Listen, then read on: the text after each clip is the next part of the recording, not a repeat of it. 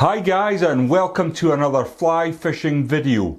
What I'm going to do today is share 5 of my favourite grayling patterns. Now, before we get into it, I want to share this little tip.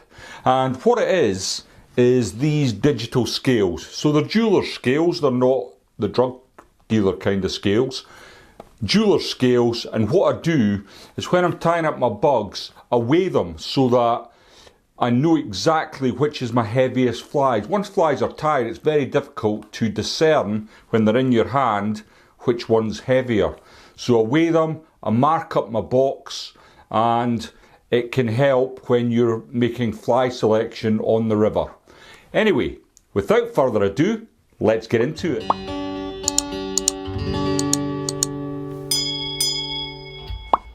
Well, October already. It seems like only the other day I was doing the Magnificent 7 for the reservoirs.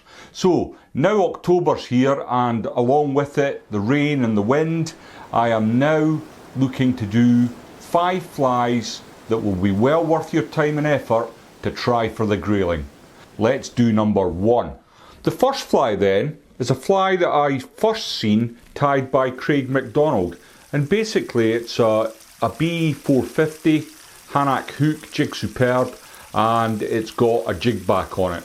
I've covered mine with some vinyl rib that's often used for shrimp patterns, and it's got a little pink spot. Now when I first seen this, Craig put it up on Facebook, and I tied several for the box. It's very sleek, it's varnished, it'll get to depth very quickly, and this time of year you'll find that the grayling are starting to shoal up, and you'll find them in some deep pockets, and you often find the bigger fish in the deep pockets. So definitely well worth having in your box. Number 2 then is this little hare's ear variant. It's got a hot orange collar, and I found this most effective for grayling, although it does take its fair share of trout as well. I like it in the smaller sizes, and I fish it on the dropper with something like the McDonald bug below it, just to get the fly down to the taken depth, and very often the fish will take this. Again, it's an absolute killer, and you're not only doing yourself a favour with the grayling, it'll take plenty of trout for you when the trout season comes around again. If you're a returning subscriber, thanks very much for tuning back in, and if you're new to the channel, please consider clicking that subscribe button. Irregardless of both of them, if you're enjoying what I'm doing, please give the video a like. Number 3 then is the Mary Nymph. Now, this fly, I've fished this since I started river fishing. When I was around 40, I think I took up the rivers, and this was shown to me by Tony Hoggart originally, but it is a Simon Robinson pattern, and it's called the Mary Nymph. Now, I would bet this would catch fish on any river in the world. It is that effective. It's not only good for grayling, it's an absolute trout slayer. I wouldn't be without these in my box, and I would tie them from between size 14 all the way down to size 20. Definitely don't leave home without this one. Number 4. This is a retirer sedge. It's a Davy Parker pattern, and it's absolutely lethal for trout. Now, I've tied this in a size 10. It's fairly big, and you will notice that it has a pink sighter post, and that's because I don't really intend to fish this as a dry fly. It's an indicator. I'll fish it with the duo, with something like the small Mary, or various other very tiny concoctions below it, size 18, size 20, and them small shoals of grayling that you'll see in the shallows in about 1 foot to 2 feet of water. The duo is absolutely lethal on them.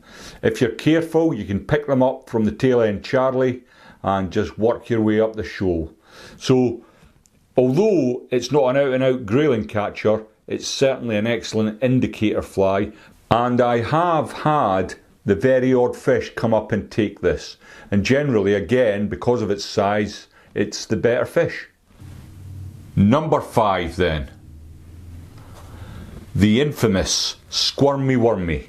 Now, I know some people will balk at this. It's a very controversial fly.